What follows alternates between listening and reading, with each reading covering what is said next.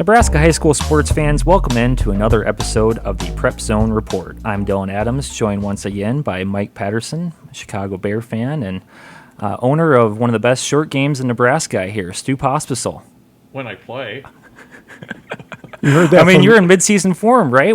I'm in no season form. I'm coming off a back injury, so maybe in a couple weeks, one of our former colleagues has a little golf course called Lost Rail that I still need to get to. So, ooh, that sounds like a blast. You know, if I don't do anything else this season, I finish as a winner alongside Mr. Patterson here, Media Day champions at the Pinnacle Bank Classic. Yeah.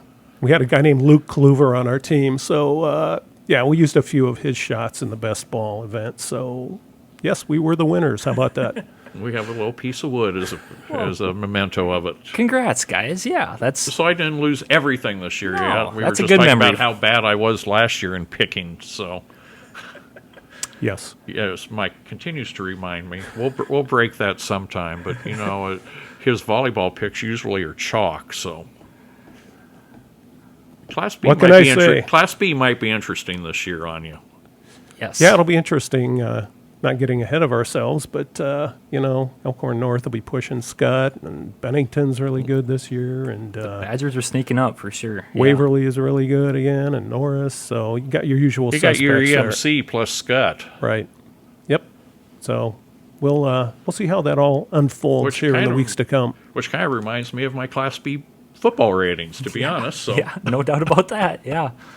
So, all right. Well, welcome in, guys. We were talking before we started this up here that kind of our main takeaway from week 2 of high school football is, as you said over the weekend, Stu, that number 2 team. It's kind of a curse so far. We had preseason Bell West go down. They were the number 2 team behind West Side, and now this last Friday it was Elkhorn South. Getting shackled and losing their quarterback, Rauner, at least Carson Rauner, at least for the rest of that game. We'll have to see what happens this week when they play at Papio South on Friday. But Millard South owns the hot seat right now after beating Elkhorn South 33-0, and Millard South opened with a 28-27 win over Millard West. Didn't quite know how to read that one.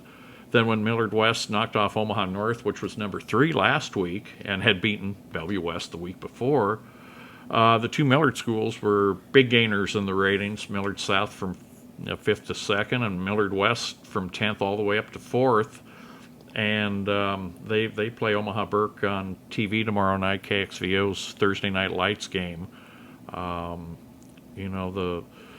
two of the 3 Millards are very hot right now, and Millard North is 0-2, but they play Millard South and beat Millard South last year 20-14. So, could we see another shift at number 2? Quite possible. Yeah, definitely. I mean, like you said, that's the hot seat right now. PAT, you were there on Friday night. You got to check out those ugly uniforms. I mean, what'd you think of them, the camo? Which uniforms? The Patriots uniforms. I didn't like them, but what'd you think of them? The all gray camo that they had on. I didn't really give it a second thought. I guess I was too zeroed in on the game. Well, could you see the numbers? Could you read the numbers? Yeah. Well, then that's all. Who cares what color they are? As long as you can read the numbers, and right. We're getting better uniforms now because national rules dictate that. We have black on dark forest green like Millard West has had in the past, or off-white on white. It's or West Side. Numbers are on a uniform for a reason, so we can see who's carrying the ball. Or West Side, the black on the red. But they're outlined in white this year, so West Sides are much easier to read. But getting back to Millard South, just a great defensive effort by the Patriots from the opening kickoff, really. Elkhorn South, Elkhorn South. Yep, Storm. Had their best drive, really their first one. That was before Carson Rauner got hurt. He got hurt late in the first quarter, and once he got hurt, they just didn't really do much offensively. But, boy, a lot of credit to Millard South. And as we were speaking about number 56 for Millard South, J.R. Lacuna. Right? Yeah. Great game. 3 sacks, intercepted a very short pass. Was Was that thrown by Rauner before he got hurt? Or was that by I'm the trying backup? to think. It was Rauner because So he left shortly thereafter. Right, then. right. And, that might have been the one where he got hurt because he got sacked. He was in one more series. He got sacked again. And so on either one of those 2 hits, I think, is what knocked him out. And I didn't really see a trainer working on his arm or his leg or anything. So I was kind of wondering if it was a concussion protocol type thing. But, yeah, he did not come back in. And, like I said, 33-0, and to shut out a team like Elkhorn South is really saying something. And I think I had Elkhorn South for 11 punts, so Wow. they just couldn't really move the ball and couldn't get close enough even for a field goal. So props to Millard South. Well, I think Elkhorn South really misses Cole Ballard. They didn't have much of a running game, did they? No, they just They don't have couldn't- that back the way Right. Ballard was. Right. And They don't have that dimension, and really their best scoring chance was their opening drive. They threw a pass into the end zone, went off the receiver's fingertips. If he catches that, I'm not saying it's a different game, but at least that would have put them up 7-0. But yeah, it was just was not Elkhorn South's night. No, I mean they could have possibly built some momentum there, but yeah, I was following the game on Twitter, and it seemed like it kind of flipped with 3 major plays. First, it was that long pass that was deflected, and the Patriots came up with it, and then shortly after I think the next play actually they ran in for their first touchdown, and then it was the pick 6 I think to start that next drive. Right. And all of a sudden it's 14-0 and Right. didn't get much better after that. And Millard South, I think it was their first touchdown where the running back, we thought he was down, but he must have put his hand down or something. His knee didn't touch, and all of a sudden he's still running and caught everybody in the press box, by surprise. I think it caught Elkhorn South's defense by surprise, but, props to him for going the distance there. well, and knowing not, he wasn't down. Right. You keep running until you hear the whistle, so. Yeah, no doubt about that. So, looking big picture wise now, I mean, Millard South, like you guys said, they go into this rivalry game Friday night against North, but then after that, it's kind of tough. They go at Gretna, home for 2-0 North Star. I mean, they're 2-0. Then at Lincoln East, then you throw in that home game versus West Side, October 13th. It's going to be tough for the Patriots to keep this going. Well, again, I think outside of West Side, it's going to be jockeying for position, and you're trying to pick up as many wins as you can. Class A is down to only 9 undefeateds after 2 weeks. 5 are ranked, 5 are not ranked or 4 are not ranked because they kind of have been in that lower tier of scheduling, and some of them will step up a little bit in competition this week. Norfolk plays Grand Island tomorrow night, for instance, and North Star on Friday goes out to Kearney. So, big measurement games for those 2 undefeateds there. But yeah, it's still early. I stuck Omaha Creighton Prep back in, took a little email flack for that, but you play number 1 and number 2 at the time back-to-back weeks, and then beat Millard North, which was ranked in the preseason. The Prep's better than the 4 undefeated teams they don't have ranked, so maybe Lincoln Southeast, but they play host to Papillion tomorrow night at Seacrest, and I've got Papillion picked, but maybe Southeast with home turf makes that a closer game than what you think. With Prep, that's always kind of my defense when I kind of get that heat for ranking somebody. It's like, okay, who deserves to be ranked more than them? And then that kind of shuts down a lot of those people. It's like, well, I don't know. It's just that we don't think that Prep or whoever should be ranked. So, but like you said, they beat Millard North, and they played a rugged schedule, toughest in Class A so far. Without doubt. Mm-hmm. Yep. And Stu, you're at that PLV game. They remain at number 5. Is that correct? The Monarchs And it stayed at 6. stay at 6. Is that They beat then number 9 Papio South 28-7. Great atmosphere, great turnout, overflow stands. Papio South was on the visitor side, and they were on the banks over there, and Papio had the home, and they filled up the stands either side of the press box. So it was great atmosphere. Pretty solid game. Papio pulled away. Actually, they spotted the Titans the first touchdown, and then didn't give up another point after that. Pirtle, the quarterback, only missed 1 throw all night. a couple touchdown passes. Octavian Pirtle, if he stays within himself and plays that type of control game, Papio, I think, is a definite top 8 team for the playoffs, and potentially could grow with its line maybe into the top 4.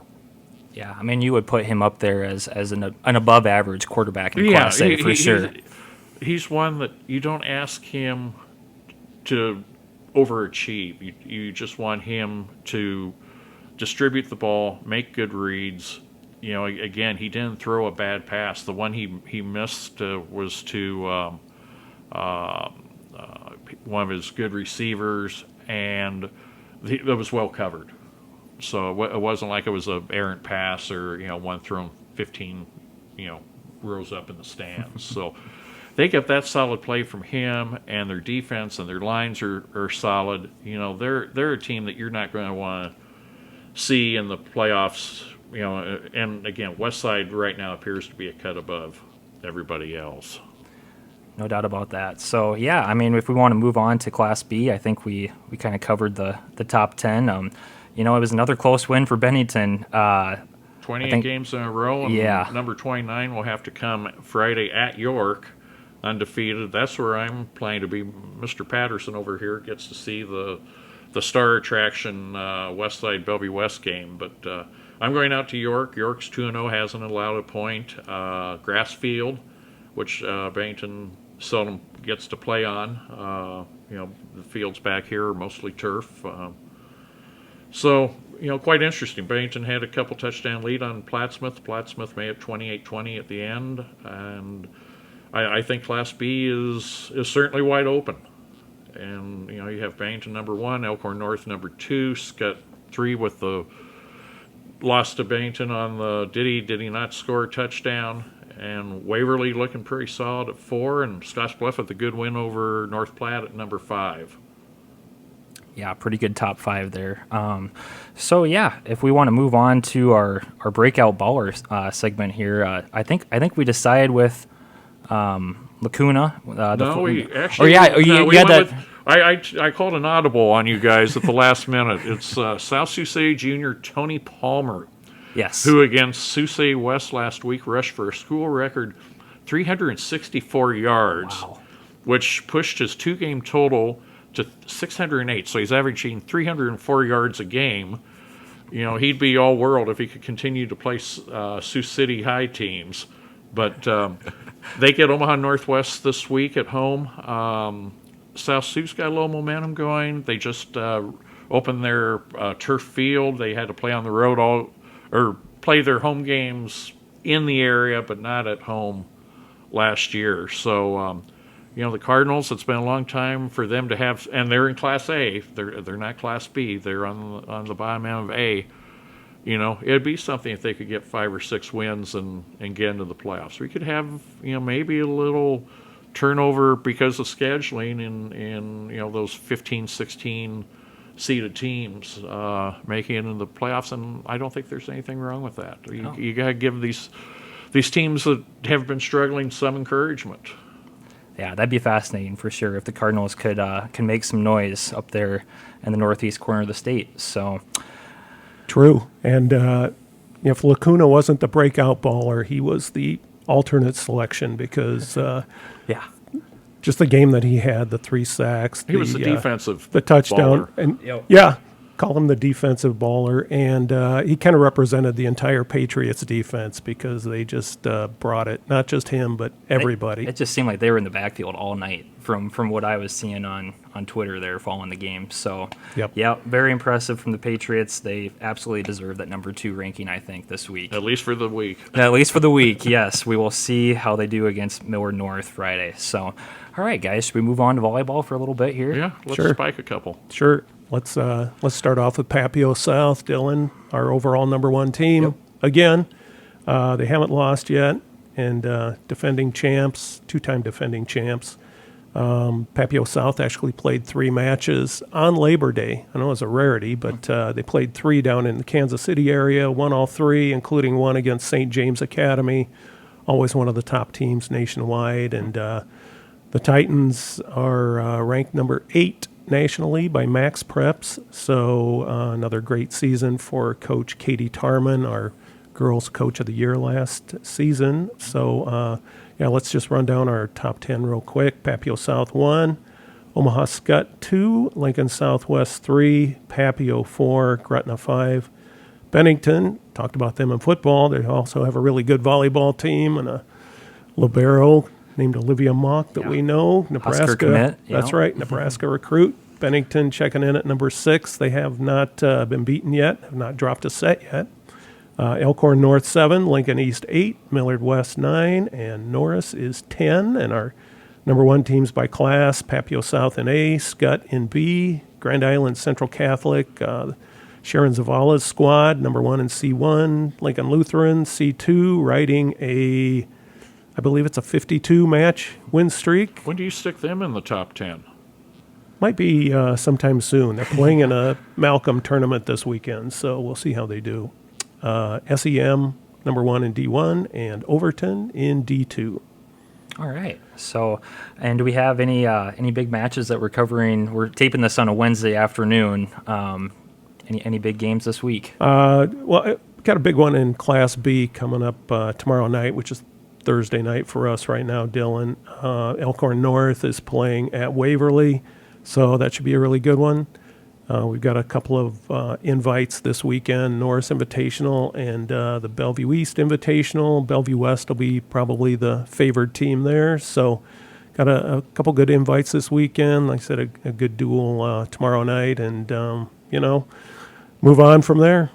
Yeah, absolutely. I really liked your feature over the weekend about Olivia Mock, as you said, returning from winning an international gold medal with the under-19 U.S. volleyball team. And yeah, I mean, what do you think that ceiling is for the Badgers? Do you think they can take on Skutt there for Class B? I mean, well, I knew they were going to be good with Mock back, obviously defensively. And the big question with them was they lost most of their big hitters. So are they going to have people stepping up? And they have had some people step up to do that. So they haven't really missed a beat yet. Coach Lindsey Grant, former Millard North assistant, has done a really nice job out there. So we'll see if the Badgers can keep it going. But you mentioned Mock. My big question when she came back after winning gold was she was in Croatia. So usually it takes a little bit of time to get acclimated to the world as we know it here in Omaha. And she really has hit the ground running. She's off to a great start. And that's been another reason why the Badgers are still unbeaten. sounds good. Well, thanks for joining me today, guys. I don't think we have anything else. And thanks, everybody, for listening. We'll be back next week to recap Week 3.